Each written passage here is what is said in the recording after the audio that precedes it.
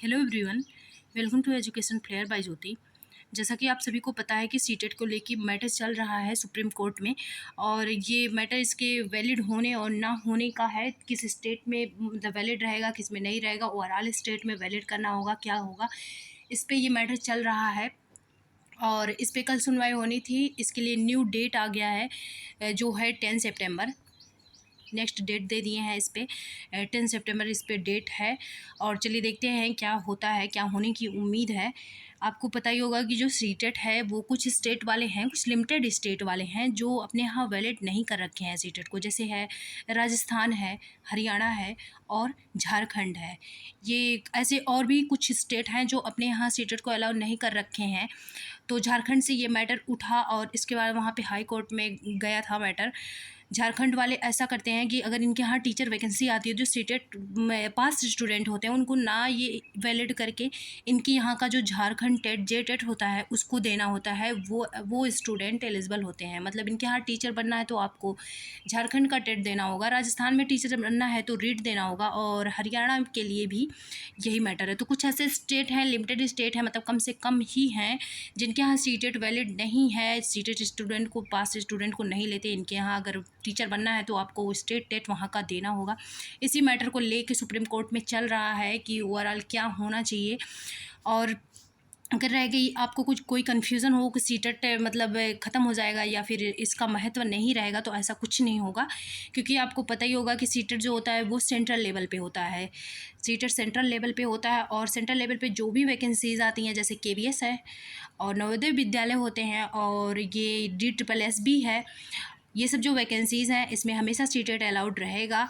और ज़्यादातर उम्मीद तो ये है कि स्टेट में भी सीटेट अलाउड होगा। और ये जो आएगा जजमेंट उसमें ये बोला जाएगा, उम्मीद तो यही है कि ये स्टेट गवर्नमेंट के ऊपर डिपेंड करेगा। क्योंकि आपको पता ही होगा कि जो ये एजुकेशन है वो समवर्ती सूची में आता है। इस पे जो सेंट्रल गवर्नमेंट है प्लस स्टेट गवर्नमेंट है, दोनों को नियम कानून बनाने का पूरा अधिकार होता है। तो स्टेट गवर्नमेंट जहाँ पे, यही अभी भी हो रहा है कि जहाँ पे स्टेट गवर्नमेंट चाह रही है वहाँ पे सीटेट जो है वहाँ एलिजिबल है, जहाँ नहीं चाह रही है वहाँ नहीं एलिजिबल है। जब जैसे देखें बिहार में एलिजिबल हैं सीटेट पास स्टूडेंट, बहुत सारे सीटेट पास जो है टीचर भी बने हुए हैं। आगे आने वाली वैकेंसीज़ में भी एलिजिबल होंगे। बिहार है, यूपी है, यही सबसे ज़्यादा वैकेंसीज आती हैं। और भी जो स्टेट हैं जिनका, जैसे झारखंड है, हरियाणा है, और पंजाब, वो जो था राजस्थान, इसके अलावा एक दो स्टेट और भी हैं जहाँ नहीं अलाउड है। बाकी बिहार है, यूपी है, और भी जो स्टेट हैं वहाँ पे सीटेट पास स्टूडेंट बिल्कुल वैलिड हैं और रहेंगे भी। क्योंकि यहाँ पे कोई ऐसा प्रॉब्लम नहीं है कि सीटेट पास स्टूडेंट को लेके कोई प्रॉब्लम हो। इस पर तो कोई केस ही वैसे नहीं बनता था, लेकिन स्टूडेंट का पता नहीं कहाँ से दिमाग ख़राब हुआ रहता है कि कोई ना कोई केस लेके ये लोग कोर्ट में पहुँच ही जाते हैं, जहाँ पर नहीं भी ज़रूरत होती है वहाँ भी। इसके लिए न्यू डेट हो गया है 10 सितंबर। और ये वैकेंसीज़ जो आने वाली थी 27,000, जिस हाई कोर्ट से ऑर्डर आया था, हाई कोर्ट से, जिसमें बोला गया था कि अगर कोई लीगल इशू है तो 2 न्यूज़पेपर में पब्लिश करवा के ये वैकेंसी को ना दे तो भी कोई बात नहीं है, या फिर लेट कर दें तो भी कोई बात नहीं है। ये मामला जो है अब सुप्रीम कोर्ट में जा चुका है। ये वैकेंसी भी 100% अब लेट होगी। ये 2026 से पहले, मैं पहले भी बोल रही थी, जो सुपर टेट की वैकेंसी है 2026 से पहले नहीं आनी है। कोर्ट में जाने से मैटर तो आपको पता ही है कितना लंबा खिंचता है, बस डेट पे डेट आता रहता है। तो अब ये तो लंबा जाने वाला है। और रह गई बात सीटेट की। सीटेट अगर आप दिसंबर की तैयारी कर रहे हैं तो बिल्कुल लापरवाही मत करिएगा, क्योंकि आपको पता है कि सीटेट दिसंबर के बाद, यहाँ सुपर टेट की भी वैकेंसी 2026 में या हो सकता है 25 में ही लास्ट में दे दें। तो इस वैकेंसी तमाम लगी हुई हैं। DSSS भी है, केवीएस है। केवीएस की वैकेंसी भी हालांकि गई है, लेकिन फिर से वैकेंसी आएगी।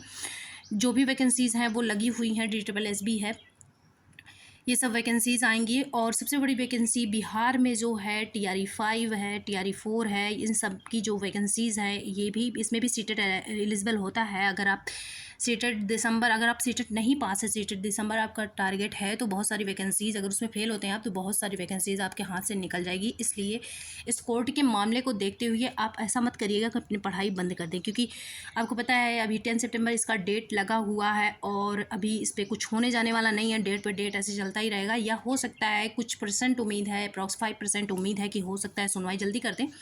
लेकिन इस पे आप तब भी मान के चलिए कि कोई नेगेटिव जजमेंट नहीं आएगा। ये यही बोला जाएगा, लगभग उम्मीद यही है कि जो है स्टेट गवर्नमेंट के ऊपर ये डिपेंड करेगा कि वो अपने यहाँ क्या चाह रही है। जो जैसे चल रहा था वैसे ही चलता रहेगा। और न्यू डेट तो आपको बता ही दी हूँ। और रह गई बात एक और, कि अगर आपका कोई पर्टिकुलर स्टेट, क्योंकि हर स्टूडेंट का जहाँ का वो निवासी होता है एक पर्टिकुलर स्टेट होता है जो उसका टारगेट होता है कि हमें यहीं टीचर बनना है, वहाँ पे अगर टेट का फॉर्म आ रहा है उस स्टेट का तो आप ज़रूर भरिए। जैसे यूपी का अगर आप यूपी टेट आ रहा है तो आप ज़रूर भरिए, भले ही आप सी टेट पास हैं। क्योंकि आपको पता होगा कि एजुकेशन जो सेक्टर है और ये गवर्नमेंट जॉब हैं जो, इन सब में आए दिन मतलब आज कुछ और नियम कानून, कल कुछ और, ऐसे चेंज होता रहता है। नौकरी पाना बहुत ही कठिन हो चुका है। क्योंकि देखिए पहले बीएड वाले एलिजिबल थे, अब बीएड वाले एलिजिबल नहीं है। इसलिए कहीं भी कोई भी चांस नहीं देना है जिससे आप आउट हो जाएं। तो अगर आप जिस भी स्टेट को आप टारगेट में रखे हैं या फिर जहाँ भी आप टीचर बनना चाहते हैं वहाँ का टेट आता है तो वहाँ पे फॉर्म भर दीजिए। इससे नुकसान ही क्या होगा, एक बार मान लीजिए सी टेट की तैयारी आपकी हुई ही होगी, थोड़ा सा पैसा लगेगा और एक बार जाना पड़ेगा एग्ज़ाम के लिए, बस इस अगर आपका वो निकल जाएगा फिर आप टेंशन फ्री।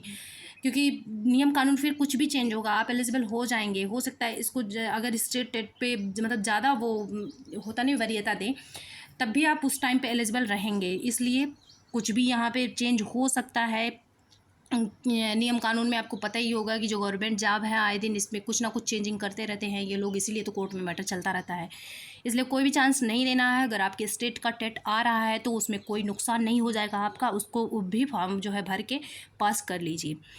और ये सब बातें थी। बाकी रह गई बात एग्ज़ाम के, तो ये सब जो फ्रस्ट्रेशन वाली चीज़ें चल रही हैं ये सब स्टूडेंट के लाइफ का अब आजकल पार्ट हो चुका है। फाइनेंशियल दिक्कत और फ्रस्ट्रेशन जो होता है, इसी के साथ साथ जो स्टूडेंट लेके अपने पढ़ाई को कंटिन्यू करता है वही फिर गवर्नमेंट जॉब पाता है। और जो स्टूडेंट इससे फ्रस्ट्रेट होकर छोड़ देते हैं वो लोग मतलब नहीं पाते, टाइम भी देते हैं और उनका कुछ होता भी नहीं है। इसलिए ये सब झेलते हुए कंटिन्यू करना है पढ़ाई को। ऐसा नहीं है कि पढ़ाई को आप इसके चक्कर में छोड़ दें, क्योंकि कोर्ट में जो मैटर गया है वो इतनी जल्दी ज़रूरी नहीं है कि उसका सुनवाई हो ही जाए। हो सकता है डेट पे डेट देते रहें।